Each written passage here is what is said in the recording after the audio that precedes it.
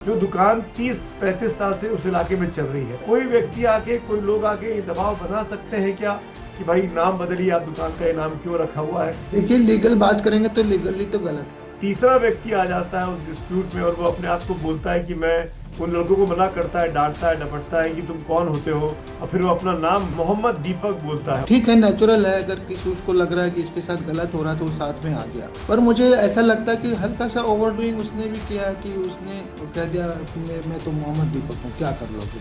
तो थोड़ा प्रोवोकेटिव हो जाता है। नमस्कार, बहुत बहुत स्वागत है आपका टाइम्स नाउ नवभारत पर। आजकल उत्तराखंड की एक खबर बड़ी ट्रेंड कर रही है।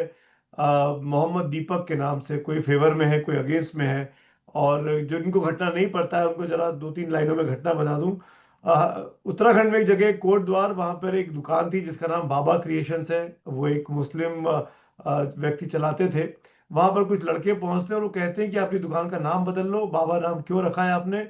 बाबा नाम तो किसी हिंदुओं के, उनके वहां पर किसी का मंदिर है, उसका जिक्र करते हैं कि उनके नाम पे होना चाहिए। और वहां पर थोड़ा सा तनाव होता है तो एक लड़का बीच में आता है जो अपना नाम मोहम्मद दीपक बताता है। वो शायद अगल बगल की किसी दुकान में या तो काम करता है या जिम चलाता है, और दीपक जो है, और वो उस तनातनी में अपना नाम बोलता है कि मेरा नाम मोहम्मद दीपक है। और उन लड़कों को डांटता है, जो कि कहा गया कि बजरंग दल और विश्व हिंदू परिषद से जुड़े हुए थे शायद, और उनको वहां से जाने को बोलता है। इस बात पे काफी ज्यादा तनाव फैल गया। अब खबर आज की ये है कि इसमें दीपक पर भी एफआईआर हो गई है। जो लड़के वहां आए थे जिन्होंने हंगामा करने की कोशिश की, उन पर भी अज्ञात लोगों पर एफआईआर हुई है। मेरे साथ इसी मुद्दे पर बात करने के लिए इस वक्त उत्तराखंड के डीजीपी रह चुके बहुत ही वरिष्ठ पुलिस अधिकारी अशोक कुमार जी इस वक्त जुड़ रहे हैं। अशोक जी, बहुत बहुत धन्यवाद हमसे बात करने के लिए। मेरा पहला सवाल तो यही है, क्या, क्योंकि घटना की शुरुआत से शुरू करता हूं। वहां पर बाबा क्रिएशन नाम को लेकर आपत्ति थी। जो दुकान 30-35 साल से उस इलाके में चल रही है, तो इस तरीके से कोई व्यक्ति आके, कोई लोग आके ये दबाव बना सकते हैं क्या कि भाई नाम बदलिए, आप दुकान का ये नाम क्यों रखा हुआ है? और वो भी पुलिस वाले नहीं थे, कोई कोई कानूनी एजेंसी के लोग नहीं थे। देखिए, लीगल बात करेंगे तो लीगली तो गलत है। अगर जी। आदमी 30 साल से कोई एक नाम चल रहा है तो आप उसको अचानक ऐसे आकर के फोर्स तो नहीं कर सकते। अगर आपको करना भी है तो प्यार से बेशक आप बात कर सकते हैं हम्म। कि बट मेरे ख्याल से लीगली ये गलत है कि आप फोर्स तो नहीं कर सकते, फोर्सिबली नहीं कर सकते इसको। नहीं, तो दूसरा सवाल मेरा आपसे ये है कि अगर लीगली नहीं कर सकते तो उन लड़कों को किसको रोकना चाहिए था? क्या उन जो जिनकी दुकान थी उनको शिकायत करनी चाहिए थी पुलिस में? यस, कर सकते हैं। अगर कोई आपके पास आकर के गलत दबाव, अनुचित दबाव बना रहा है, अवैधानिक दबाव बना रहा है तो कर सकते हैं। तो वो दुकान वाले पुलिस में जा सकते थे। जी।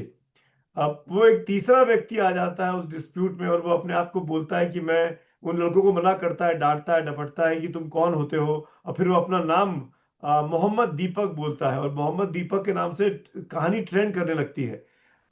उसके रोल को आप कैसे देखते हैं? आपने भी वो क्लिप तो देखी होगी अब तक, अशोक जी। मैंने एग्जैक्टली क्लिप तो नहीं देखी पर मैंने न्यूज़ पढ़ी है। जी। तो मेरे को ऐसा लगता है दीपक जो लड़का है ये उसके समर्थन में आया दुकानदार के। संभवतः वो उसके पास ही रहता है, कई सालों से जानता है या जिम चलाता है। तो ठीक है, नेचुरल है। अगर किसी उसको लग रहा है कि इसके साथ गलत हो रहा है तो वो साथ में आ गया। ठीक है। पर मुझे ऐसा लगता है कि हल्का सा ओवर डूइंग उसने भी किया है कि उसने कह दिया मैं तो मोहम्मद दीपक हूँ, क्या कर लोगे। तो थोड़ा प्रोवोकेटिव हो जाता है। भीड़, आप समझ सकते हैं ना। भीड़ के सामने इस तरह से बोलना, वो है तो दिखने क्लियर हो रहा है वो हिंदू है। और उसने कहा कि चलो मान लिया मैं मोहम्मद दीपक मोहम्मद भी होता तो तुम मेरा क्या कर लेते। हम्म। वो हम्म। प्रोवोकेटिव है और कोई बात नहीं। नहीं, तो जो लड़के प्रोवोकेटिव है। कर रहे थे वो भी तो प्रोवोकेटिव ही था ना। जबरदस्ती तो दुकान मैंने बंद बोल ही कराना, दिया नाम ना चेंज जी। कराना। वो तो सुमित जी, मैंने बोल ही दिया, वो तो पूर्णतः गलत है। पूर्णतः वैधानिक इलीगल है, मैं साफ बोल रहा हूँ। जी। लीगल है ही नहीं वो। जी। तो अब ऐसे में पुलिस का रोल क्या हो जाता है, सर? पुलिस का रोल मेरिट पे काम करना है। जितना जो है, जो भी लीगल रास्ता है, लीगल एक्शन लेना ही पुलिस का रोल होना चाहिए, मैं तो ये कहूँगा। जो एफआईआर हुई है उसमें दीपक के अगेंस्ट में नामजद एफआईआर हुई है, दीपक कुमार। इसको आप कैसे देखते हैं? अब प्रोवोकेशन जो है ना, मैं आपको बताता हूँ। पहले वाला फोर्स, दबाव बनाना किसी के ऊपर, उसमें कुछ सेक्शन मिल जाएंगे आपको। दूसरे वाले में अगर आएगा तो कहीं ना कहीं शांति भंग की आशंका आएगी। ठीक अच्छा। है। कि भाई आपकी बातों से शांति भंग हो सकती है, तो वो प्रोवोकेटिव सेक्शन जाएंगे, जैसे जिसमें 144 वगैरह लगती है ना, कि हम्म। भाई आप ऐसा कुछ ना करें जिससे पर जगह के स्थान की शांति भंग हो। हम्म। तो वो उसमें उस कैटेगरी में आएगा। आएगा तो मैं तो ये सोचता हूँ मामला इतना छोटा था, एमिकेबली सॉर्ट आउट हो सकता था, हम्म। ऐसी कोई बात नहीं है। वो भी अगर आके उनसे प्यार से रिक्वेस्ट करते तो क्या पता वो तैयार हो जाते। हम्म। ठीक है, जिनकी दुकान थी। और वो भी ये दीपक भी उनको अगर कहता है अरे भाइयों ऐसी क्या बात है, 30 साल से चला रहा है, हम्म। इसको ऐसे परेशान नहीं करना चाहिए, तो भी हो जाता। हम्म। तो थोड़ा सा उसने जो मोहम्मद बोल दिया तो उससे प्रोवोकेशन बढ़ गया है, हम्म। मामला क्रिमिनल हो गया। तो इजीली और एमिकेबली सेटल हो सकता था, ये मेरी सोच है। दीपक ने जो किया उस पे उसको शांति भंग करना 144 वगैरह जो आप बता रहे हैं उस पे धारा लग सकती है। जो पहले लड़के आए उन पे किस तरह की धाराएं लग सकती जो आके जबरदस्ती नाम चेंज करवाने की बात कर रहे थे? उन पे तो वो भी वो होता है ना भी, बिना इलीगल ट्रेसपास या इस तरह के सेक्शंस हो सकते हैं, मैंने सेक्शन देखे नहीं है। अच्छा। किसी के भी आकर के आप किसी के ऊपर वो करना जो होता है ना, अच्छा। या 147 48 टाइप जो पुराना होता था, मुझे बीएनएस के सेक्शन याद नहीं आ रहे इनके। जी जी जी। पहले जमाने में वो 147 48 में आता था, हाँ पांच या पांच से ज्यादा लोग आए उन्होंने आकर के हम्म। इस तरह की, हम्म। इस लेकिन एक तरह चीज का और है। बताइए अशोक जी, अब ये कि अ, अब जबकि दीपक पे एफआईआर नामजद हुई है, दूसरे पक्ष पर ये कहा गया अज्ञात लोग थे, वीडियो में वो तस्वीरें दिख रही हैं, लड़के दिखाई दे रहे हैं जो वहां पर पहुंचे थे, तो ये अज्ञात के नाम पे करना कहां तक जायज है? अब मैं इस पे तो क्या ही टिप्पणी करूंगा, पर यह है कि जब वो दिख रहे हैं तो विवेचना में तो अज्ञात कब तक अज्ञात रहेंगे। अगर हाँ। उनको विवेचना करनी है तो अज्ञात नहीं रह सकते, क्लियर हो जाएगा, कोई बड़ी हम्म। बात नहीं है, मतलब इट मेक्स नो डिफरेंस। अगर वीडियो अवेलेबल है तो अज्ञात नहीं रह सकते, तो क्लियर है। एक आखिर में आपसे जानना चाहूंगा, ज्यादा वक्त नहीं लूंगा आपका, आप व्यस्त आदमी है। अ, आप जब तक थे या आपके बाद, या कह लीजिए कि हाल के दिनों में, ऐसा कह सकता हूं मैं, हाल के दिनों में उत्तराखंड में कई ज्यादा ऐसी घटनाएं सामने आ रही हैं जहां पर सांप्रदायिक तनाव हो जा रहा है, आपस में भीड़ भाड़ हो जा रही है, इसको आप कैसे देखते हैं? क्या पुलिसिंग ठीक से नहीं हो पा रही है या कुछ और वजह है? देखिए, उत्तराखंड कुल मिला के एक शांतिपूर्ण प्रदेश है। और बहुत ही धार्मिक नगरियां यहाँ, हरिद्वार ले हाँ। लीजिए, हाँ। चार धाम ले लीजिए। हाँ। हम लोगों ने हमेशा कांवड़ मेला, कुंभ मेला, चार धाम यात्रा सभी आराम से पीसफुल शांतिपूर्वक ढंग से करवाया है। और ऐसा धार्मिक सौहार्द भी नॉर्मली बना ही रहता है, बहुत ही एक आध बार जाके कभी थोड़ा बहुत कभी कभार हरिद्वार या हल्द्वानी में देखने को मिला है। सामान्यतः जो है धार्मिक सौहार्द भी बना हुआ है। तो मुझे तो ऐसा लगता है कि कई बारी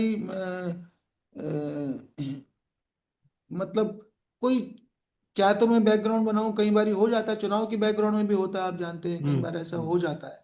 अब मैं एग्जैक्ट बैकग्राउंड नहीं जानता कि इसके क्यों हुआ होगा घटना, हम्म। बट कभी कभी पॉसिबल है इस तरह की घटनाएं हो जाना, मतलब नहीं तो ये छोटी बात को बड़ा बनाना, जी, नहीं तो ये मतलब पुलिसिंग बहुत की ही छोटी बात। नहीं तो ये पुलिसिंग की कमजोरी है कि नहीं है, मैं ये इसलिए पूछना चाह, आप रिटायर हैं, आप हमसे बेहतर पुलिसिंग को समझते हैं, इसलिए मैं पूछ रहा हूँ। ये इस तरह के टेंशन का आए दिन खबरें कहीं ना कहीं से आ जाती है उत्तराखंड में। देखिए, पुलिसिंग की कमजोरी मैं एग्जैक्ट शब्दों में तो नहीं कह सकता, पर हाँ मैं ये जरूर कहूंगा, इस तरह की किसी भी घटना पे पुलिस को एकदम से फर्म स्टैंड दिखाना होता है। अगर फर्म स्टैंड दिखाएंगे तो ये घटनाएं आगे नहीं बढ़ेगी, this is hmm. My take. जो ही वो ढीला डवाली हीला हवाली करते हैं तो फिर उसमें ये मामले बढ़ते जाते हैं, फैलते जाते हैं। फर्म स्टैंड की जरूरत है कि जो सही है सही को सही कहे, इतना उनको स्टैंड लेना चाहिए। जी। एक आखिर में बताइए, अब आगे से अगर कहीं कोई कम्युनल टेंशन हो रहा हो या कहीं कोई आपस में वाद विवाद हो रहा हो, तो कोई न्यूट्रल आदमी बीच में आएगा कि नहीं आएगा? जिस तरीके से दीपक कुमार पे एफआईआर हो गई, आपको लगता है कि कोई आदमी बीच बचाव करने आएगा, कभी कोशिश करेगा भी? देखिए, पहली बात तो एफआईआर होना ही अपने आप में ये नहीं है कि भाई आप पे एक्शन होगा ही होगा, कोई जरूरी नहीं है। एफआईआर होके भी अगर गलत होती तो खारिज हो जाती है। और हम्म। न्यूट्रल आदमी तो हमेशा आते हैं, कई छोटे मोटे झगड़ों को हम समाज ही निपटाता है, हम्म। सामान्यतः समाज ही निपटाता है। वो पुलिस तक बहुत कम जाते हैं, झगड़ा बहुत छोटा था, ऐसी बात नहीं, झगड़ा बहुत बड़ा था ही नहीं, बहुत छोटा इशू था और बहुत आराम से सेटल हो सकता था। और मैं नहीं कहूँगा कि इस एक एफआईआर होने से कोई समाज के न्यूट्रल लोग रुक जाएंगे। अच्छे लोग समाज में हमेशा हैं जो शांति चाहते हैं, और उनको हमेशा प्रयास करना चाहिए शांति बनाए रखने का। जी। मतलब दीपक ने जो किया वो अपनी तरफ से ठीक किया, शांति जहां तक बनाने की बात थी। देखिए, मैंने आपसे कहा ना कि ठीक किया जरूर, परंतु एक हल्का सा उसने उतना नहीं बोलता तो मैं उसको 100% सही मानता। वो हम्म। बिल्कुल ठोक के कहता मैं दीपक हूँ भाई, और मैं आपसे कह रहा हूँ यार, क्यों इसको ऐसी बात नहीं इतना बड़ा क्यों बना रहे हो। उसने जो हल्का सा वो कह दिया ना, उससे वो कहना चाह रहे हैं कि मतलब कहीं ना कहीं थोड़ा सा उसका आ गया, प्रोवोकेशन हो गया, मतलब हल्का सा। जी, बिल्कुल ठीक है अशोक जी, आपने बहुत अच्छे से सारी बात को समझाई, मेरे ख्याल से कहीं काफी सारा क्लैरिटी आएगी। थैंक यू बोलना चाहूंगा मैं आपको, शुक्रिया। Thank you. Thank you Sumit ji, thank thank you ji, you. Thank you, thank you, thank you. Pleasure.